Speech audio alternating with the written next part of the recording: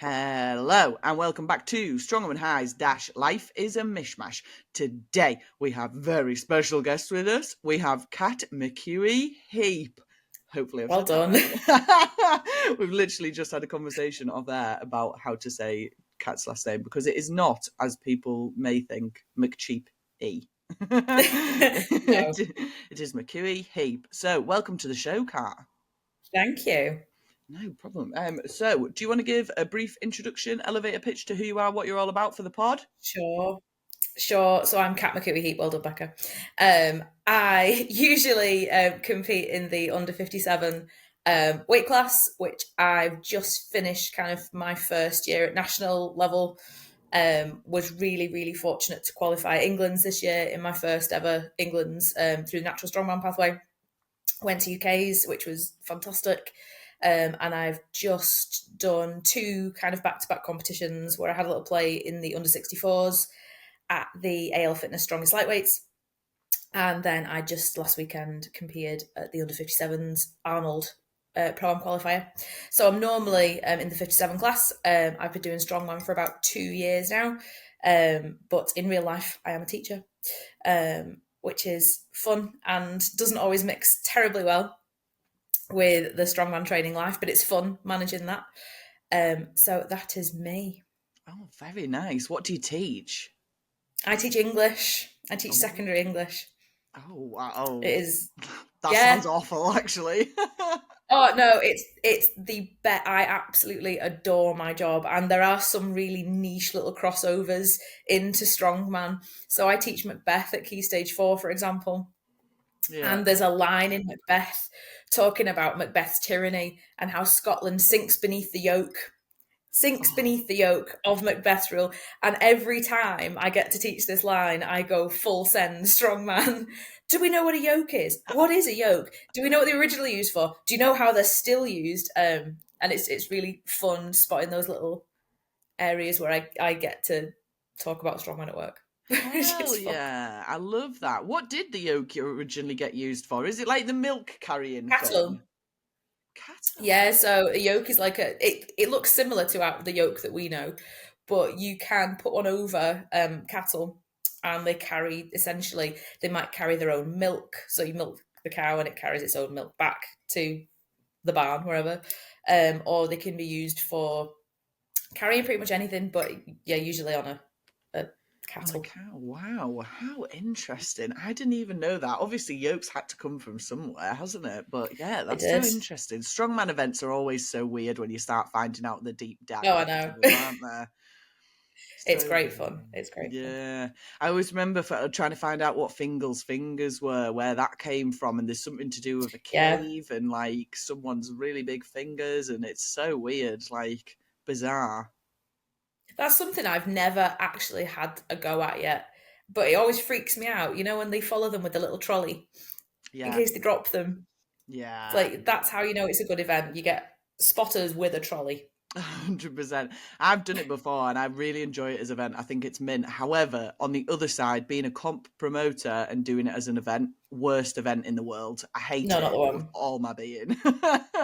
Like, I would do it for fun as an athlete, but as a comp promoter, it's just death and destruction. Instant, like, that's instant, like, suing grounds there. People die. But what a way to go. Yeah, to be fair, what a way to go, yeah. If you're going to go in an event, go and be crushed by a metaphorical finger. Yeah, that's very fair shout. Yeah, it's a good way to go out, I guess. You're going to be like, you're going to have a bit of like oomph about you, aren't you? If you're like, oh yeah, well, you're dead, glory. So it won't matter, yeah, but killed by a Fingal's finger, I'd put that on my gravestone, me. So would I. Just to confuse everybody. Walk past me like, what the fuck? What's a Fingal's finger?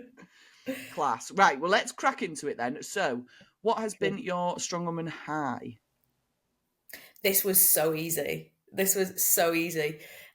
So I had a really kind of rough second year of competing. So my first competition, there were 4 of us, and it was pretty much exactly 2 years ago. My first time was competition. It was Halloween themed. It was amazing. But I came second out of 4 and got a really kind of false sense of how good I was, I think. I thought, I'll go straight up to novice. It's great, you know, I can do this. had a really rough kind of 3 or 4 novice comps where life was just really hard, kind of getting whooped every time I tried to compete in various parts of the country. Injuries, etc. And then my first nationals, the log, and the overhead is not my favourite thing in the world. And the log was just beyond my 1 rep max. And I trained and trained and trained for this log with the full, so it was trump weight as well, and I couldn't do the lower weight.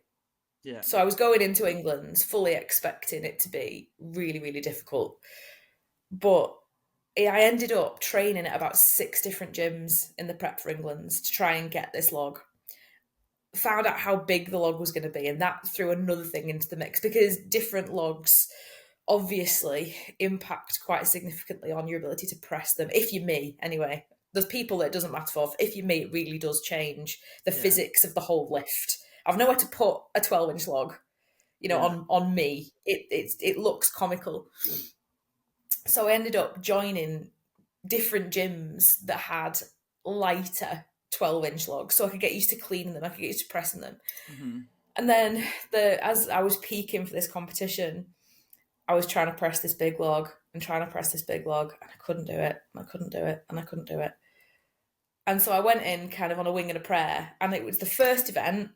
I was the first one out, and I remember the MC coming over to me saying, "You're out first. You know, how are you feeling?" And I was like, "I don't know how I'm going to feel this minute. I don't know any good jokes. I'll try and entertain you for what I can." And I went out and I pressed it, and it was a gross rep. Like, it was horrible. It was like half a split jerk, half a push press. It didn't know what it was doing. My left arm, it took about 3 business days to press it, but I got the rep. And that 1 rep, because of the nature of the group of athletes that were there on the day, various different factors, that 1 rep got me, I think, 4 or 5 points. Hell yeah. And ultimately enabled me to qualify. And I have never ever felt so much like I have deserved a lift in my life. The hours spent on the M6, driving from work to these different gyms to try these different logs, and it still didn't look like it was going to happen until like the last minute when I pressed it. And I then like lost my mind because I pressed it, and my husband was in front of me going, "You need to try another one, you need to go again, like go." And I was just like, I'd just lost it by then. I was like, I was crying, I was laughing. I cleaned it again, but there was just not another press in me, like for love nor money. But it was just the best moment where, because I think in this sport you put in so much work and it doesn't always feel like it gets rewarded, at least not instantly. And that puts a lot of people off. And I am a victim of impatience on like a weekly basis. You know, why am I still not able to do this? They can do this. They've been here like 2 minutes. I've been here forever. Why can't I do this? But that was a moment where I felt like everything just paid off at the right moment. Yeah. Which is rare. It was like my unicorn moment. Yeah. Yeah. Because I don't PB in comps generally.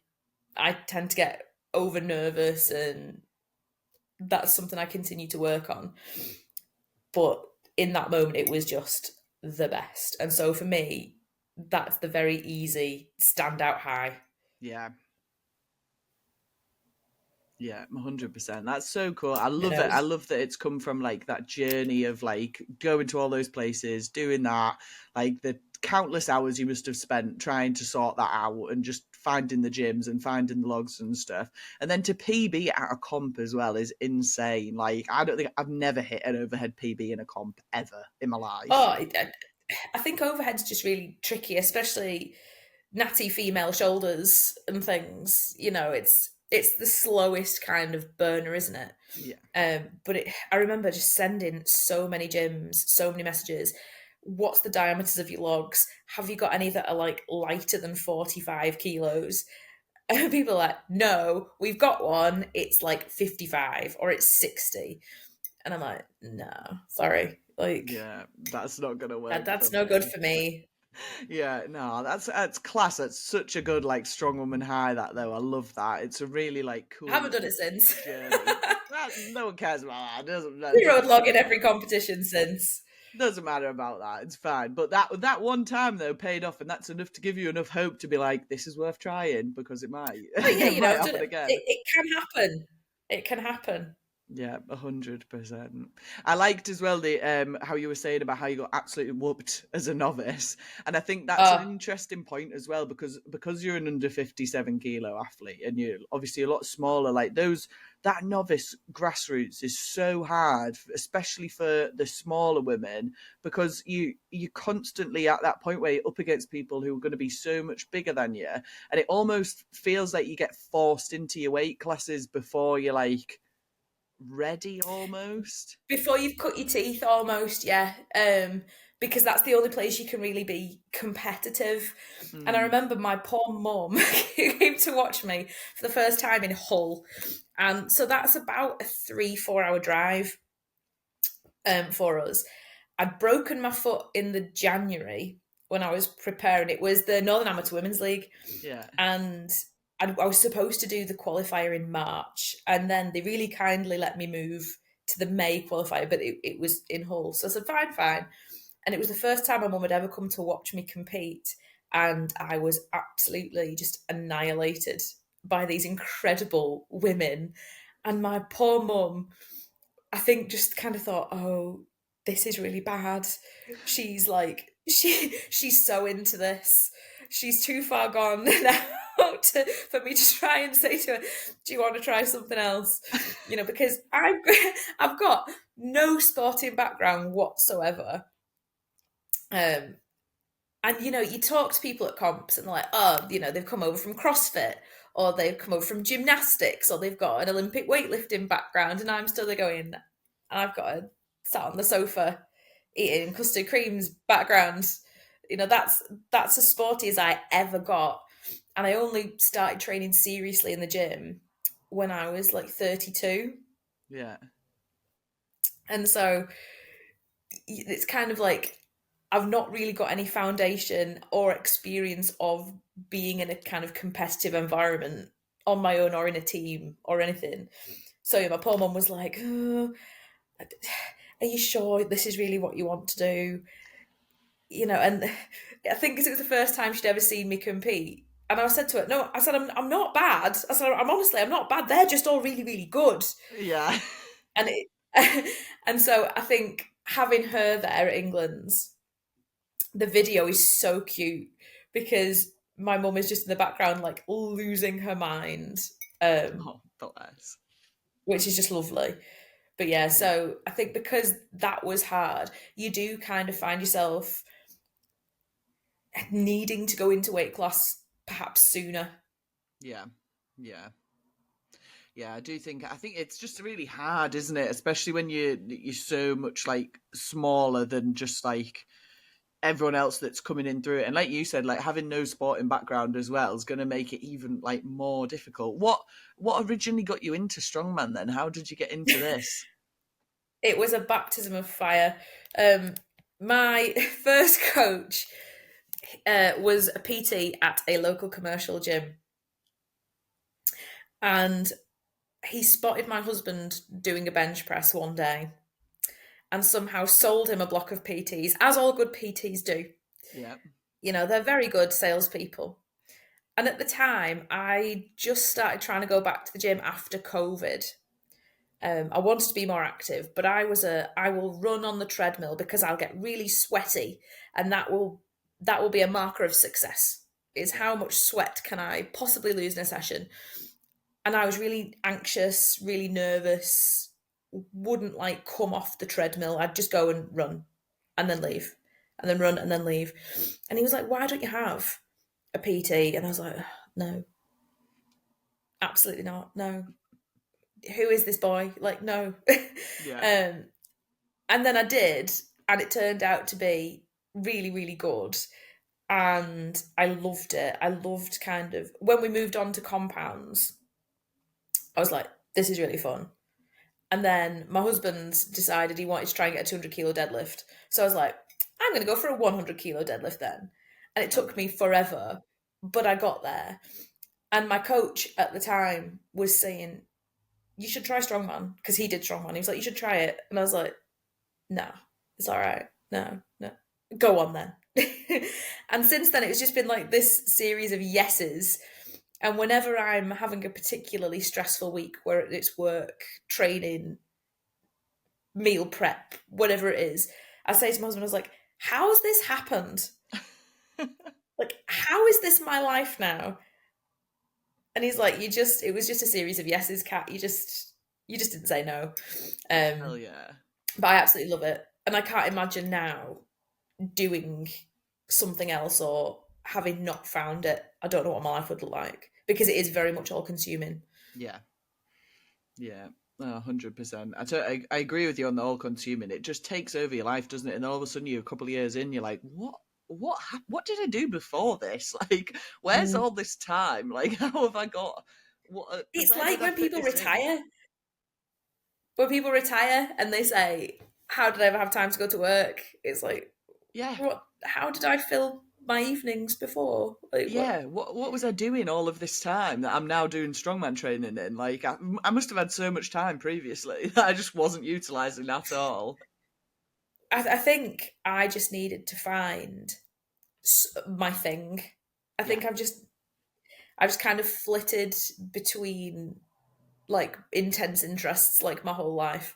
This has been by far the most productive, I think. Yeah. In many ways, it serves many different kind of masters in terms of what it gives me back. I mean, you put a lot in, but I think you do get an awful lot out of it as well. But for me, that's largely around kind of like structure and kind of like the input I get from spending my time on my own, kind of like in my own zone. I think is quite a big deal. It gives you quite a bit of kind of emotional space, strongman, 100%. because you are focused on you, and the minute you start focusing on other people, it becomes far less productive and it becomes far less purposeful. So I think if you're someone that thrives on kind of that solitude almost within a community, because you're still doing you, but you're within that kind of wider support network, I think it works really nicely. Yeah, 100%. I agree with you, and I think it's almost like selfish, but it's not, because you're bettering yourself when you're doing it. So it's selfish, but in like the best type of selfish way. And I think I totally agree with you. I'm a big hobby enthusiast. I have thousands of them, and this is so far the longest one that's stuck out. Like, I'm 6 years deep now at this point. I'm like, fuck, when's this intense obsession going to end? Clearly not very soon, but like, it's funny. No, but how it's the fear, isn't it? Because I remember, like, I used to be obsessed with vintage homewares. That was like my thing. When we bought our first house, that was like it. And I remember thinking to myself, like a couple of weeks ago, where did that one go? Like, because you just shed them, and then you're like, oh, I guess I'm not into that anymore. But fortunately, this shows no signs of doing that, and I can't foresee that happening. I think it's because it is so consuming, it would be far less easy to leave. Yeah, well, I think because you have everything there, don't you? You've got like the activity level, so you're training, you're bettering yourself, you're bettering your body, and then you're giving yourself like the space to think about it. So you've got your own time when you're training. You also have like the social aspect. So there's a lot more to shed in terms of a hobby, isn't there? But what I also like about strongman is you can take that little step back as well. Like, I've done that a couple of times over the last few years, where I take a step back and I'm like, oh, that's getting a bit too much. I'm getting too obsessed. Take a little step back, and then I can ease myself back into it, and I'm like, well, this is still mint, like, and I still love it. So it just works so good, like, so well. Yeah, I think for me, it's reminding myself who the rest of me is sometimes. Like on Saturday, so I weighed in for the Arnold Saturday morning, and we were up in Workington, lovely part of the world, gorgeous part of the world.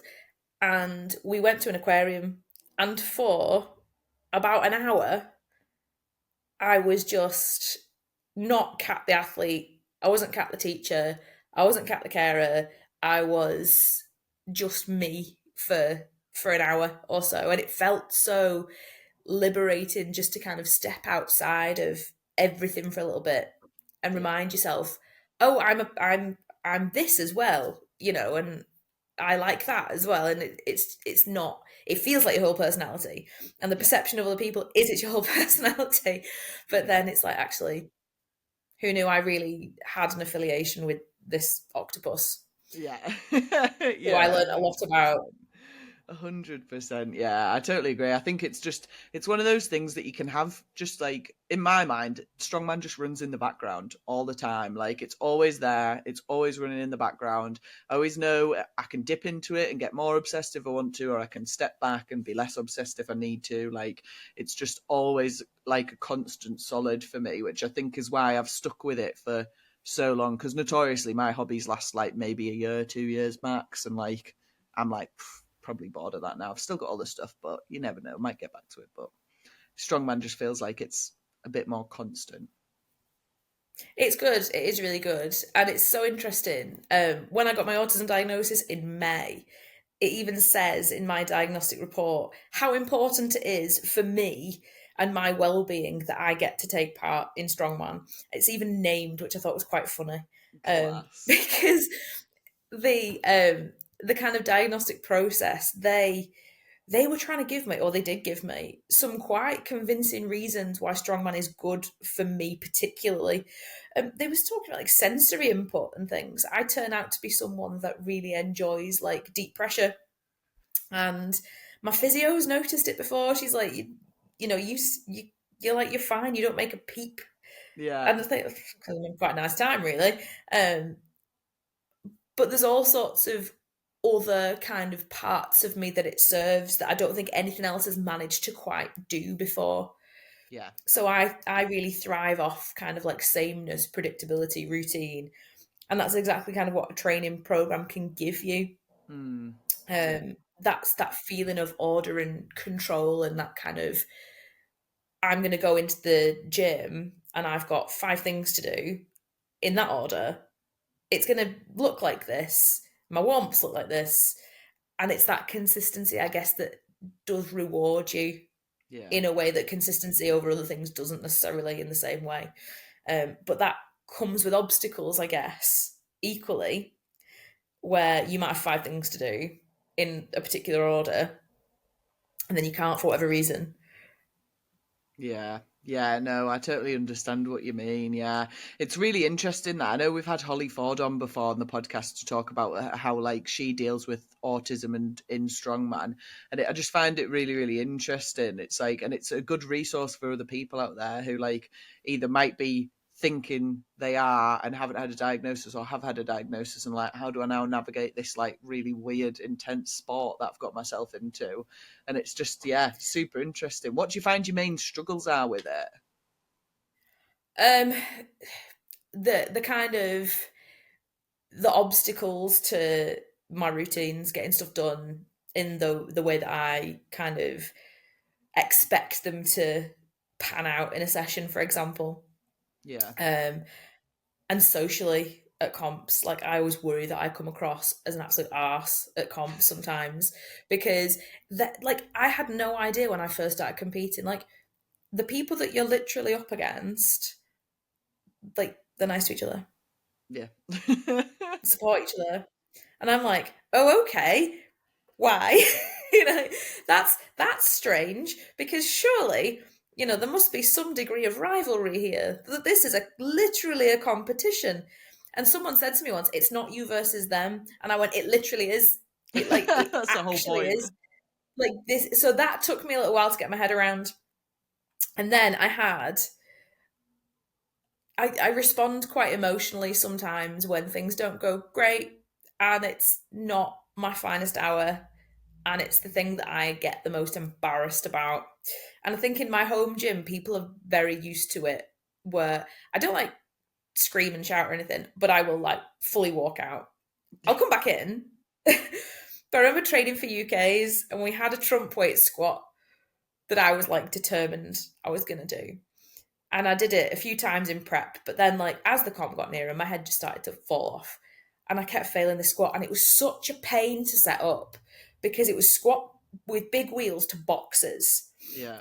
And every time I failed it and the axle would dump on the boxes and I'd climb out from underneath it, I would either have to get someone to help me re-rack it. Usually one of the big guys can just come and like press it back on. Yeah. Or I'd have to like strip the whole bar, do it again. And I got in such a state over this squat so many times. And I'd just like, there were 2 doors in the gym at the time, and I'd like storm out of one and then come back in the other, and I'm like, it's fine now. It's fine now. I'm okay now. And I train a lot with my husband, who, God love him, knows very well how to kind of look after me and what to say and what not to say. But I can be really like short with him sometimes because I know that he'll take it in the right way and he knows what I need in that moment. But I think sometimes I just look like I'm being awful to him. And I'm not. But at the lightweights comp at the beginning of October, there was a deadlift ladder. And deadlift is like one of my favourite events. I love it. It's what got me into the sport in the first place. Mm-hmm. And I'd never failed this ladder before, ever, in training. It'd always been absolutely fine. And I failed the second bar. Like, out of nowhere, failed the second bar. Not a challenging weight for me. Wouldn't move. And it was mortifying. And I'd always said, you know, like if an event goes badly, I'll stay until the time's up. I'll wait for the whistle. You know, I'll start watching the person in the lane next to me. No. Full, like, belt off, crying, stormed off before the whistle went. I remember swearing and thinking, oh my goodness, you're a teacher on a live stream and you've just said a really awful word. And if someone sees that back, you know, you're going to find yourself in all sorts of trouble.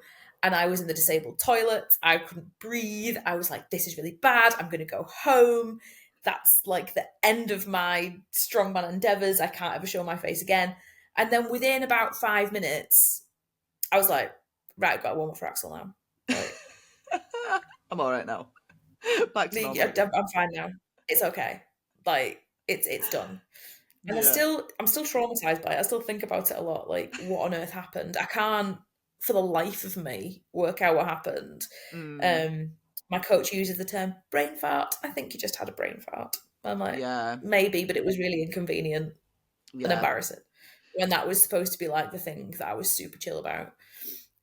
So that kind of very public display of extreme reaction to something not going the way I expected it to go kind of prompted me to start thinking, maybe people need to know that there's people in our sport that have kind of like spiky responses to their environment and why that might be and what we could do. I remember my wonderful competition buddy, Michelle, who is also at 57, that forayed into the 64s for that weekend.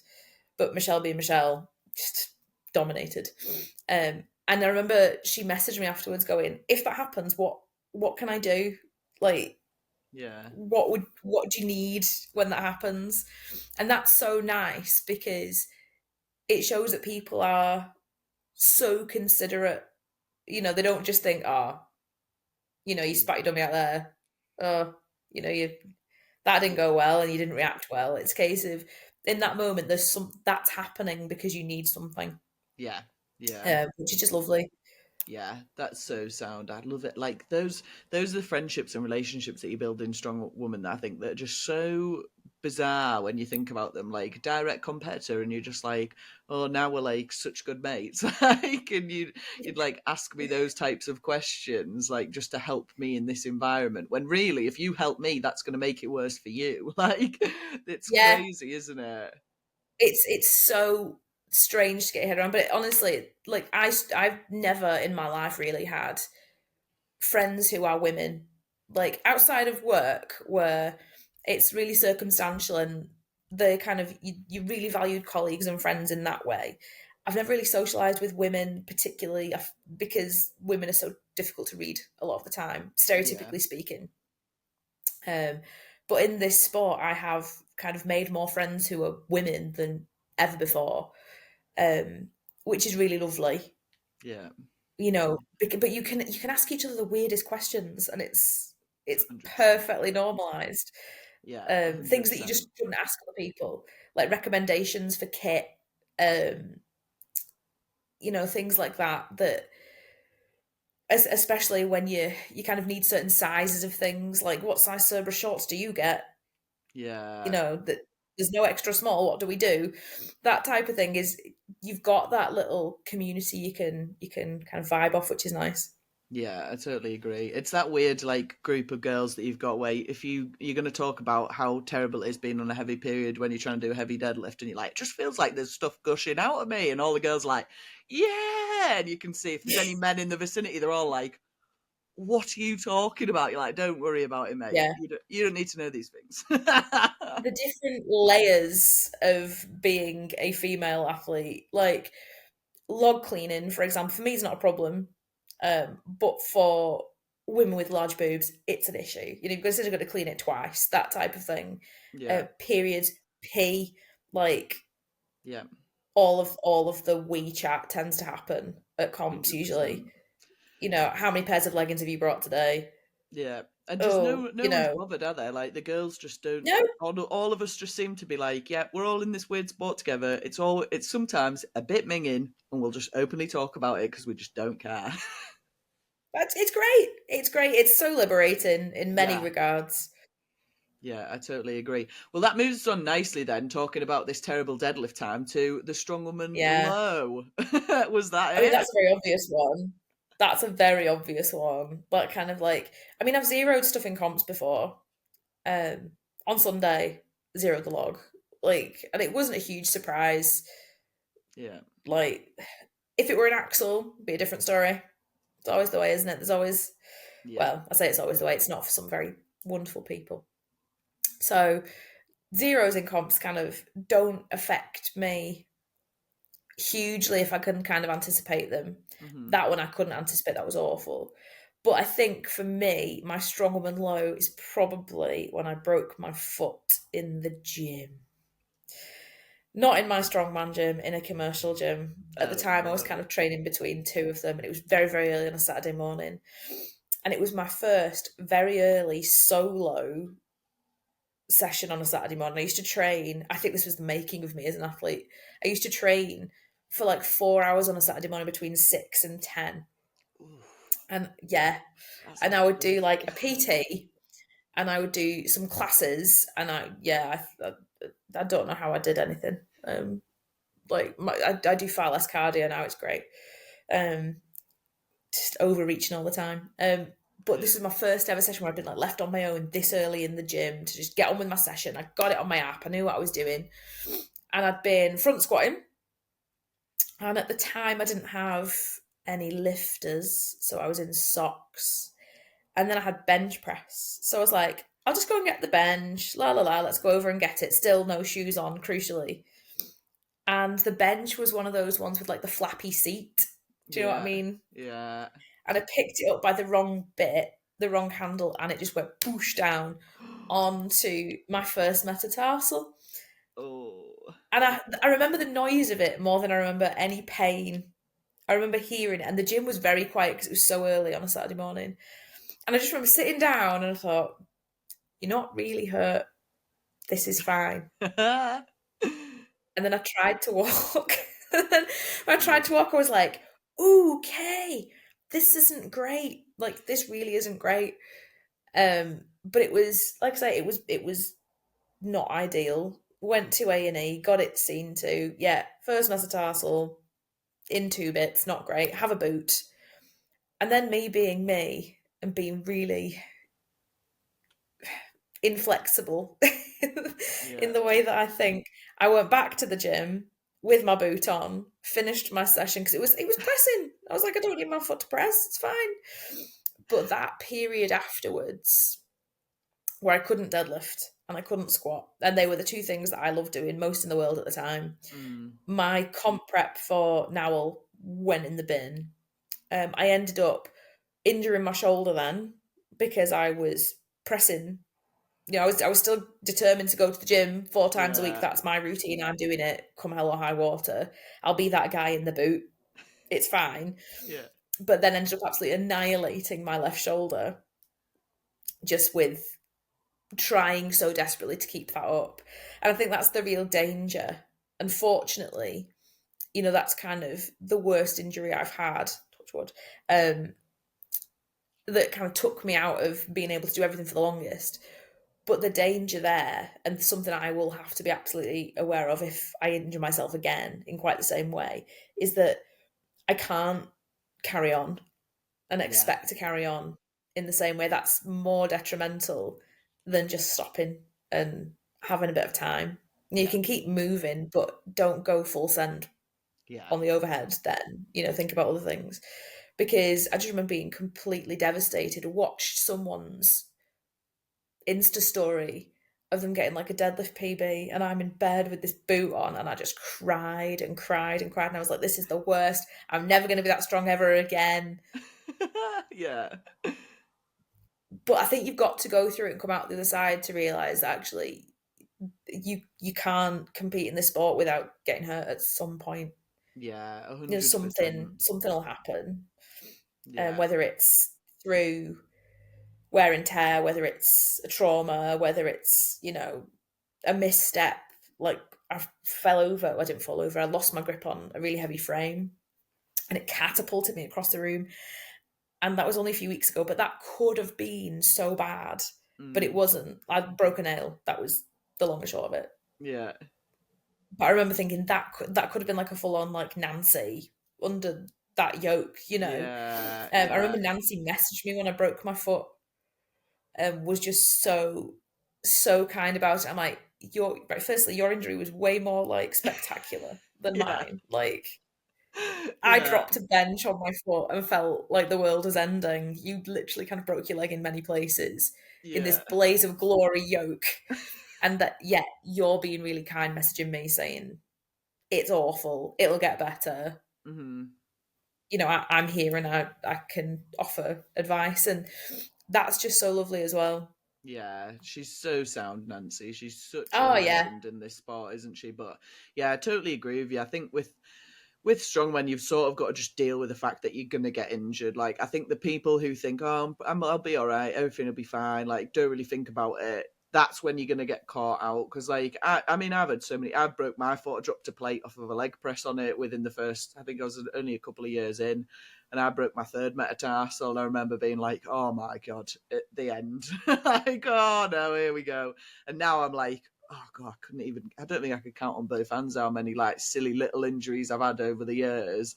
And I think it's your mindset of coming back from them. But once you've had an injury and you've realised that like what you've done hasn't worked or whether it has worked, you sort of have a bit of a protocol in your head. Like, I know now if I get injured, what I can do to work around that and what's sensible for me and what's not going to then lead to like a compensatory injury like your shoulder.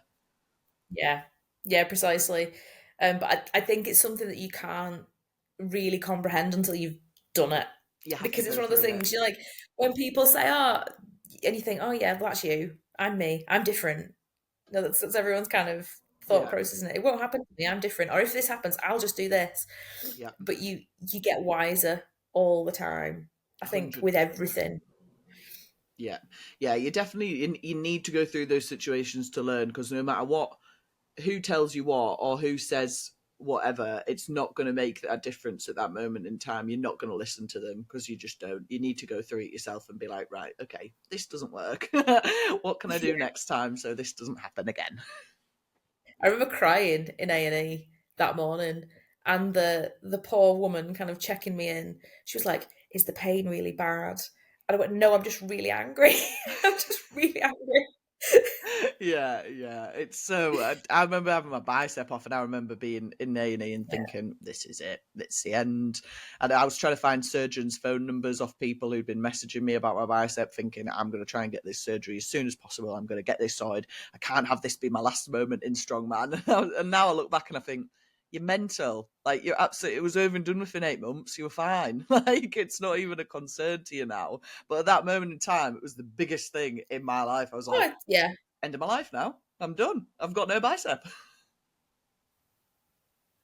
But mental, absolutely mental. Right. Yeah. Let's move on then to the final question. So, what would you say to yourself when you first started the sport, Kat? So I've thought about this a lot, and everyone always kind of goes with the, oh, stick with it, but, Yeah. start sooner, etc. Which is, it's all things that absolutely so important things to say. But for me, and I guess it's kind of where I am now. So before I did Strongman, I was really into, I still kind of am, into hiking, climbing mountains. We go on holiday a lot to like the Alps to walk there. It's so beautiful. We do the Wainwrights and things. I would say to myself, you can still enjoy the view from a plateau. I like that. So it's a nice kind of mountain metaphor where when you're hiking, particularly if you're hiking the lakes, Skidder is like really the one that I was thinking of when I was thinking of this. Skidder's got like loads of false summits. You think you're there and you're not there. And then there's a bit that goes on for ages where you are just, it feels like you're just traversing. You're on like a flat bit for ages. And just because you're not necessarily climbing doesn't make it any less beautiful. It doesn't mean that you can't enjoy yourself. It doesn't mean that you're not having a good time and there's not things to see and to benefit from. And so in kind of strongman, there will be the times when you aren't climbing, where you're just moving forwards. Doesn't mean you stopped. Doesn't mean you're going backwards. Doesn't mean you're not going to get there. But it feels like you are just plodding.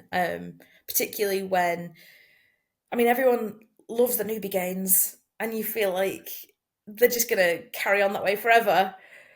And then you get the diminishing returns, and you start thinking, oh, I'm fighting for every single kind of kilo now. Mm-hmm. When you get to those parts, there's nothing any less joyful about that. Yeah. Find the joy in the plateau. That's what I'd say to myself. 100%. I love that. And I think that's so important. And I think that's such a good mindset to have, especially if you want to stay in this sport for a long time, because it's not, you get fast returns in those first couple of months, and everybody, I remember thinking exactly the same thing, being like, every week I'm putting 5 kilos on my overhead. I'll be hitting 100 kilos in no time. And then to hit 100 kilos took me nearly 4 years. Like, it's those moments where, like, you think you're going to be indestructible, you think you're going to be fine, and then it starts to level out and you're like, oh shit. But like you said, that's still fun. That you're still enjoying yourself at those moments. The enjoyment hasn't come from the wins, or say like the comp wins, winning your first novice comp. The enjoyment is from the actual doing, like just what you're actually doing at the moment in time. That's it. And if we only got joy from competing, and if we only got joy from success, we wouldn't get joy very often, in the nature of competition season and things. Yeah. Even if you win everything, even if you always kind of perform so well, competitions will only sustain you in terms of enjoyment for like very short, for a day, essentially. Yeah. It's the preps that you need to see the joy in. It's the sessions that really challenge you. That's where the kind of the most growth happens. And I think if you are sustained by the consistency, you will do far better than if you're just sustained by victory. Yeah, 100%. I absolutely love that. That's been one of my favourite ones from that question so far. You've nailed that. That's nice. Absolutely nailed it. I love it. Right. Perfect. Let's ruin this very good, nice mood then and move on to the final part of the podcast, into the stupidest bit, which is our silly goose section. Silly goose. It's silly goose time, where our lips get loose and our minds run free. Silly goose. It's Silly Goose time, where we chat a load of shit that's of absolutely no use. It's Silly Goose time. So, Kat, do you have a silly goose you'd like to bring to the table? I do. Ooh. I do. I've gone full send English teacher. I'm so sorry. So I have written for you, Becca, 3 haikus. Oh, I'm very The excited. 3 haikus about strongman events or implements. Oh, this is exciting. We've never had a haiku on the pod.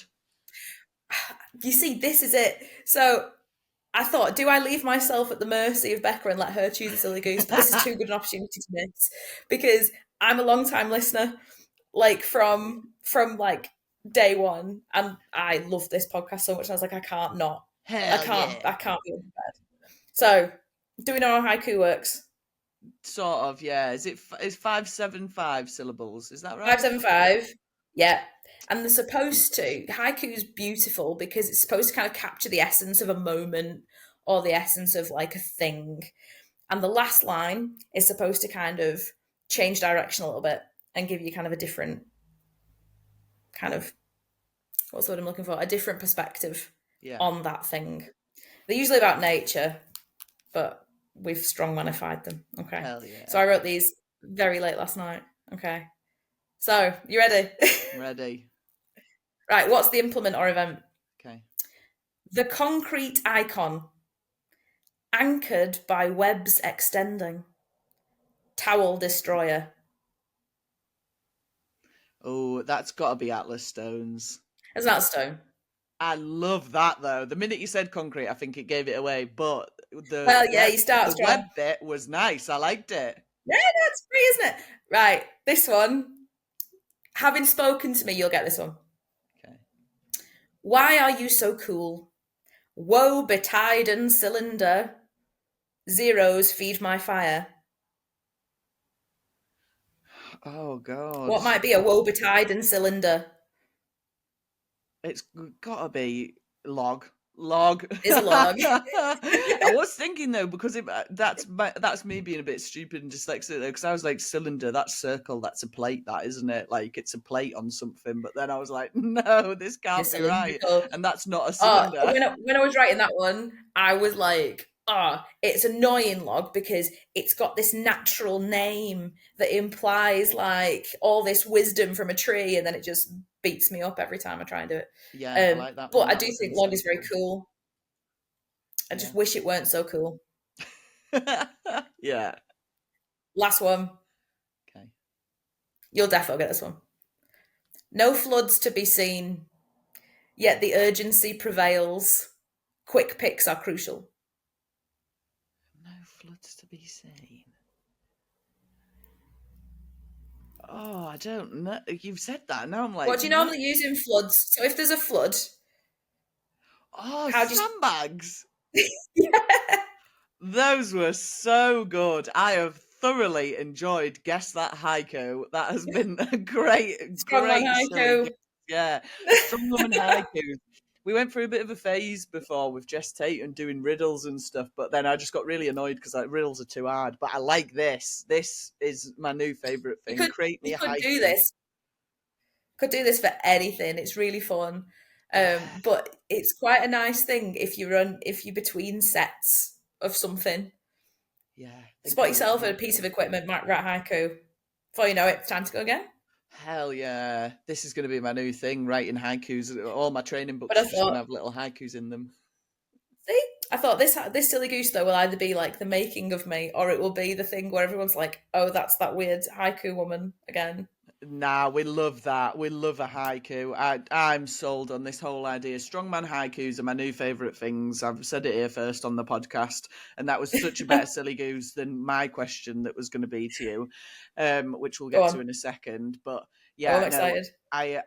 I think this can be a new thing. Haikus for Strongman. You need to send me those as well, because I wanna have them for the podcast so I can write them on the Instagrams and stuff, because I think they'll be great. I will send them to you. Yes, I like them a lot. Right. My silly goose question for you was really stupid.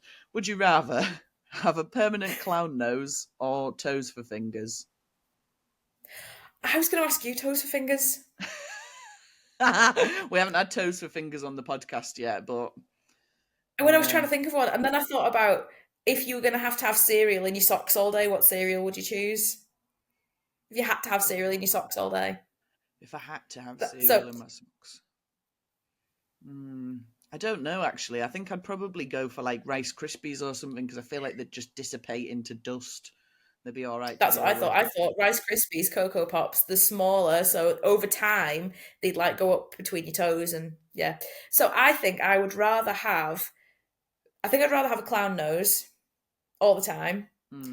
I feel like I could own that. You could make that a thing, couldn't you? Yeah. I think that the impracticalities of toes for fingers is just. I mean, think about it. I'm a big nail person, and I think I'd be too limited in the designs I could get on toenails as well. 100%. I'm with you. They're just so unfunctional. 1,000%. Yeah, I'm with you on that. I feel like I'm just a total clown anyway. So if I started wearing a clown nose all the time, everyone would just be like, well, that makes sense. Like no one would question it probably. But started rocking around toes for fingers. I was thinking more if I had to strap people for like rugby, like taping ankles and stuff. Those fucking toes are going to be a nightmare to try and rip tape with, aren't they? Going to be like. I mean, I think we take dexterity for granted, don't we? Yeah, 100%. Fingers are so useful, aren't they? Like, I'd be so sad. I've met quite a lot of people that have missing fingers and stuff, and I think it's fascinating because there's always a crazy story behind a missing finger. But I genuinely feel like if I lost a finger, I would be like proper lost without it. They're so useful.